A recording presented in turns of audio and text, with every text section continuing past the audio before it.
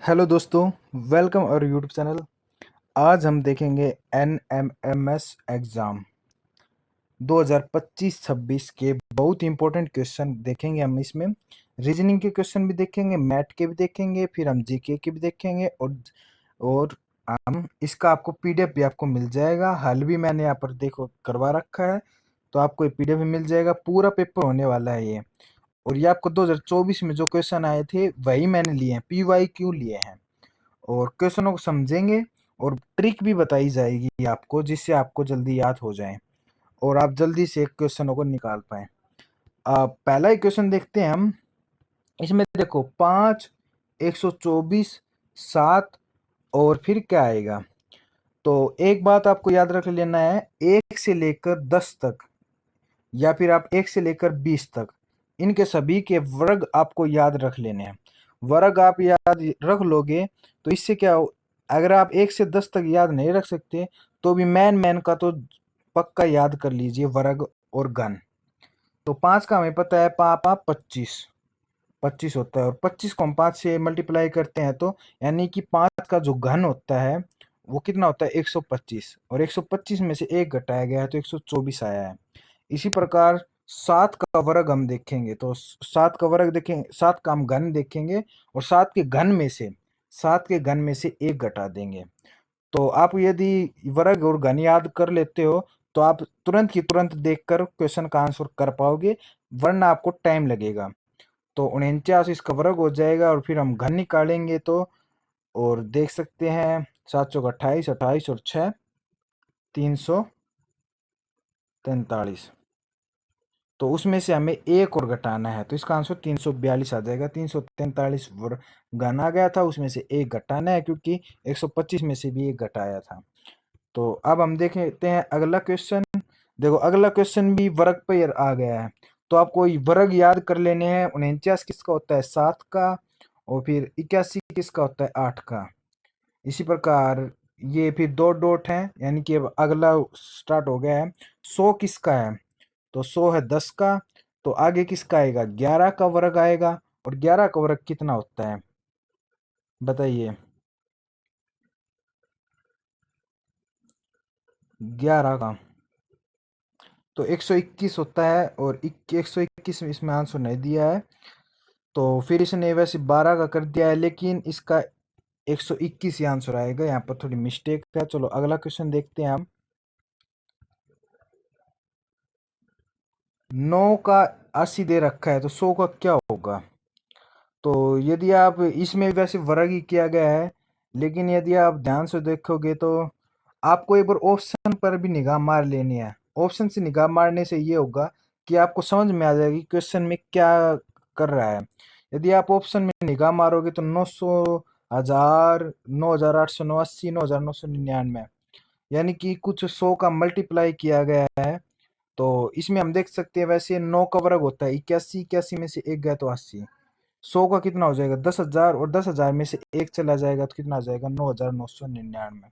आपको ऑप्शन भी देखने हैं, पेपर में आपको ऑप्शन भी देखने हैं। ऑप्शन देखने से आपको अंदाजा आएगा कि क्वेश्चन में क्या किया गया। जैसे कि अगला ही क्वेश्चन है, बहुत ही कंफ्यूजिंग क्वेश्चन है वैसे तो ये। जैसे कि 169, एक आपको मैंने कल बताया था कि अब EJOTY, इनकी आपको ई कौन से नंबर पर आता है, 5 पर, जे कौन से नंबर पर आता है, 10 पर, ओ कौन से नंबर पर आता है, 15 पर, और टी कौन से नंबर पर आता है, 20 पर, और वाई कौन से नंबर पर आता है, 25 पर। ये आपको याद रख लेने हैं, 5, 10, 15, 20, 25। इससे आपको क्या है, पूरे लिखना नहीं पड़ेगा कि ए के बाद 1 आएगा, 20 2 पर आएगा।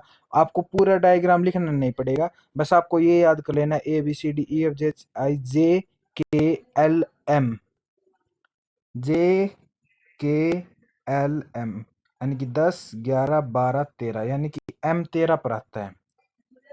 तो इस प्रकार आपको ये याद कर लेना है, EJOTY। इससे आपका जितने भी क्वेश्चन है कोडिंग डिकोडिंग के देख सकते हो। अगला क्वेश्चन भी कोडिंग डिकोडिंग का है, तो ऐसे क्वेश्चन आपको जल्दी याद हो जाएंगे, जल्दी सोल्व हो जाएंगे।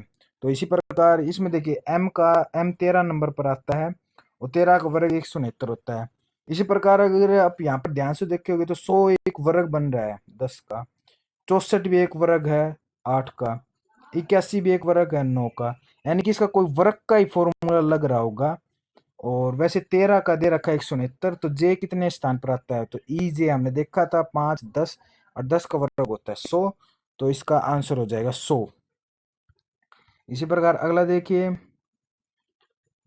अगला ऐसा क्वेश्चन आ जाए तो आपको एक बार इन दोनों को ध्यान से देखना है कि इसमें हो क्या रहा है, आपको लिख लेने हैं दोनों EIGHTY, ये आपको जल्दी जल्दी करना है ये काम, TY, फिर नीचे हम लिख लेते हैं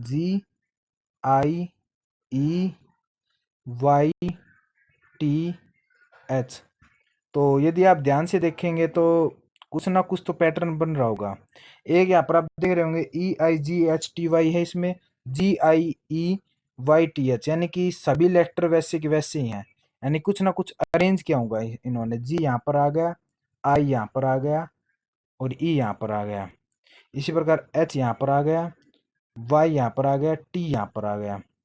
तो हम इसको करेंगे, आउटपुट को भी ऐसे ही करेंगे, OUTPUT। तो टी यहाँ पर आ जाएगा, यू यहाँ पर ही रहेगा और ओ यहाँ पर आ जाएगा। तो ये ऐसा ए ऑप्शन में बन रहा है, बी ऑप्शन में भी बन रहा है। उसको और देख लेते हैं हम, टी आगे आ जाएगा, फिर यू आ जाएगा, फिर पी आ जाएगा। तो एक ऑप्शन इसका सही हो जाएगा। आंसर यहाँ पर गलत लिख रहा है, गलती से टाइप हो गया। अगला देखते हैं हम, ए ऑप्शन हो जाएगा, उसका 1 ऑप्शन हो जाएगा। इसी प्रकार अगला देखते हैं क्लोज, और फिर दे रखा है DNRWJ। इसी प्रकार ओपन लिख रखा है, तो इसका क्या आ जाएगा। तो आप एक बार यहाँ पर देख लीजिए, आप लिखना चाहते हैं तो लिख सकते हैं CLOSE DNRWJ। तो यहाँ पर एक, वैसे तो अगर आपके याद हो गए हैं, जैसे सी कौन से नंबर पर आ रहा है और एल कौन से नंबर पर आ रहा है, तो आप लिख भी सकते हैं। जैसे सी 3 नंबर पर आ रहा है, JKL यानी कि 10, 11, 12, 12 नंबर पर आ जाएगा। ओ हमें देखा था EJO यानी कि 15 नंबर पर आ जाएगा। PQRS, PQRS, और तो 16 नंबर पर आता है P, 17, 18, 19 यानी कि 19 नंबर पर आ जाएगा। E 5 पर आ जाएगा, D 4 पर आ जाएगा, MN यानी कि 14 पर आ जाएगा, R 18 पर है। तो यदि आप एक बार देखोगे तो C के बाद D यानी कि +1 हुआ है, फिर 12 के बाद +2 हुआ है, 15 के बाद +3 हुआ है। तो ये आपको समझ में आ गया होगा कैसे किया है। तो O के बाद क्या जाएगा, ओ के बाद एक अक्षर छोड़कर आएगा, तो ABCDEFGHIJKLMNO यानी कि P आ जाएगा। फिर P के बाद हम एक अक्षर छोड़कर P क्यों को छोड़कर करेंगे तो R आ जाएगा। फिर E के बाद भी हम 2 अक्षर छोड़ेंगे, E के बाद 2 अक्षर छोड़ेंगे तो क्या आ जाएगा, ABCDEFG छोड़ेंगे तो क्या आ जाएगा, H आ जाएगा। और ये PRH पहले ऑप्शन में ही दिए गए हैं। यदि आप लिख कर करना चाहो तो लिख कर भी कर सकते हैं, OPEN। ओ कितने नंबर पर है, EJO यानी कि 15 पर है, P 16 पर है, P 16 पर है और E 5 पर है, और MN ये बीच के अक्षर हैं, तो ये आपको याद रखने हैं, 13, 14 पर रहते हैं, तो 14 पर आ गया ये। इसी प्रकार अब हम 15 से अगला आएगा, क्योंकि हम देखें C से D आया था, तो O से अगला आएगा P, फिर 2 छोड़कर 2 प्लस क्या थे, यानी कि 16, 17, 18, 18 पर क्या आता है, R आता है। E फिर 3 छोड़कर आएगा EFG छोड़कर आएगा तो यहाँ पर H आ जाएगा, क्योंकि E 5 पर है तो 8 यानी कि 5, 6, 7, 8 +3 हो गया, इसमें +2 हुआ था। तो इसी प्रकार हम, यदि आपको याद हो जाते हैं ना, ये A कौन से नंबर पर आता है, B कौन से नंबर पर आता है, C कौन से आता है, तो आप जल्दी कर पाओगे क्वेश्चनों को। नहीं तो आप फिर थोड़ा सा आपको टाइम लग जाएगा सोचने में ही कि क्या लग रहा है, C एक को छोड़कर है, ऐसे आपको टाइम लगेगा। लेकिन यदि आप याद कर लेते हैं तो अच्छा होगा। EJOTY ये अच्छा तरीका है। 5, 10, 15, 20, 25। राक्षस बोलना यानी कि राक्षस का विलोम है वो बोलना है, बुद्धिमान का विलोम क्या हो जाएगा, बुद्धिमान का क्या हो जाएगा, मूर्ख। इसी प्रकार देखिए, बिल्ली का पंजा होता है, खुर किसका होता है, शेर का खुर होता है, नहीं होता है। मेमना का नहीं होता है, हाथी का नहीं होता, तो खुर घोड़े का होता है।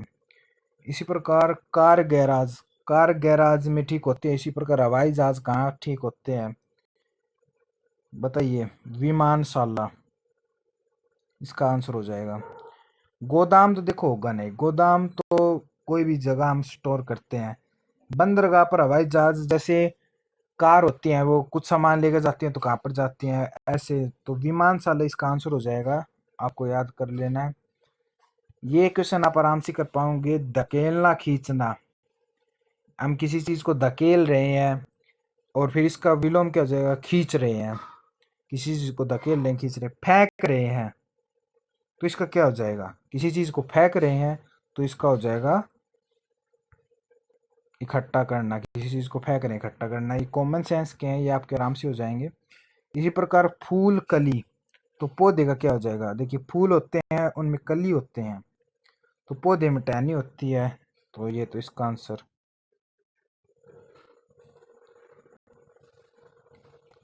फूल कली पौधे में टहनी होती है, वैसे इसका टहनी आना चाहिए। अगला देखिए, फूल कली से बनता है। अच्छा अच्छा, ये इस प्रकार है। ठीक है ठीक है ठीक है, मैं कुछ और समझ रहा था। फूल है वो कली से बनता है, इसी प्रकार पौधा किससे बनता है? तो पौधा बीज से बनता है, तो बीज इसका आंसर हो जाएगा। ध्वनि की चाल अधिकतम होती है, ये हमने कल भी देखा था। ठोस इसका आंसर हो जाएगा। ये आपको हो सकता है निर्वात आप करिए है, तो ये आपको याद रख लेना, इंपॉर्टेंट क्वेश्चन है। ध्वनि की चाल सबसे अधिकतम होती है, इसीलिए मैंने आज भी लिया है। ये निर्वात इसका आंसर हो जाएगा। अचुंबकीय छड़ एवं चुंबकीय छड़ की पहचान का बल है। देखिए, आकर्षण का विकर्षण का कोई क्रिया नहीं, उपरोक्त में से कोई नहीं।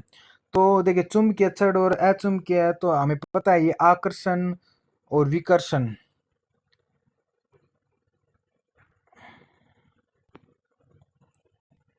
ये हमें पता है। अचुंबकीय छड़ होती है वो क्या होती है? अचुंबकीय जो मतलब विकर्षण करती है, और जो चुंबकीय होती है आकर्षण करती है। समतल दर्पण पर 60 डिग्री से आपतित किरण के लिए परावर्तन कोण क्या होगा? तो इसका 60 डिग्री आंसर हो जाएगा। प्रकाश के वर्णक्रम में मध्य रंग कौन सा होता है? तो विबग्योर आपको याद होगा, तो इसको आपका मध्य वाला कलर बताना है। तो देखिए, विब, फिर जी आपका बीच का हो गया, और फिर YOR, तो इनका नाम भी आपको पता होगा। वैसे जी से क्या बनता है? ग्रीन, यानी कि हरा इसका आंसर हो जाएगा। विबग्योर ये प्रकाश के वर्णक्रम है। VIB, वी से भी कलर का नाम बनता है, आई से, बी से, फिर जी, फिर YOR, विबग्योर। तो ये आपको याद कर लेना है। आर से रेड बन गया, फिर ओ से क्या बनेगा? ऑरेंज, वाई से येलो, ग्रीन, ब्लू, और आई से क्या बनेगा?